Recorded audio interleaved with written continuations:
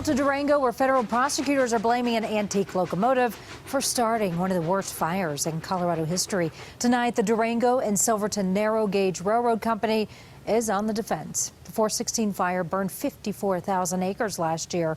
A lawsuit wants that railroad to reimburse $25 million worth of firefighting efforts.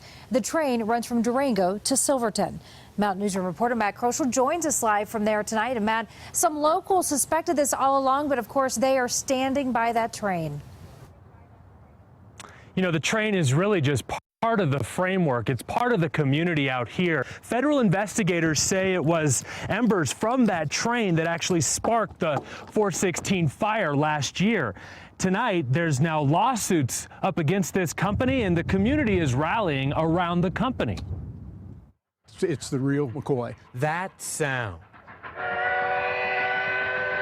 I mean, this whole train and the steam train is just iconic to the area. It represents history. It also signals the arrival of a modern-day gold rush in the form of tourism here in Silverton. It's hugely important. The old West town alive and well, the mining long replaced with tourism dollars. The economic impact of the railroad, I don't think you can really calculate it.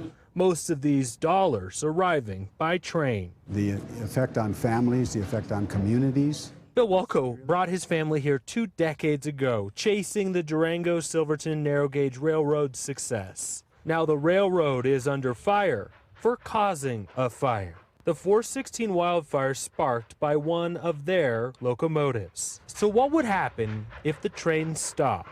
If it wasn't for the train, I think both Durango and Silverton would probably just go away. We really don't have an alternative, and there really wouldn't be an alternative without the train. If the lawsuits prove too much to overcome. We're deeply concerned about it. Train enthusiasts agree losing this train means losing the heartbeat of southwestern Colorado. In one way or another, it would affect every single one of us. The fate of the railroad once again remains uncertain. We've brought our families here and carve out our living here, and this is something that we want to see survive. For now, it's on the tracks.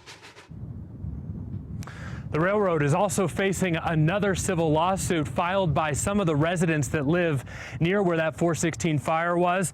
They are asking for damages as well, not just from the fire itself, but from all of the mudslides caused later on. Now, we were out here watching the trains come into Silverton today, and there was also a helicopter flying just overhead as the train pulled into town. I'm told the company has hired that helicopter to follow the train and look for any fires that might spark.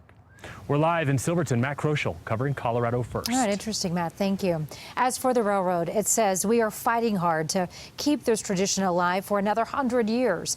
They have weathered challenges in the past. Police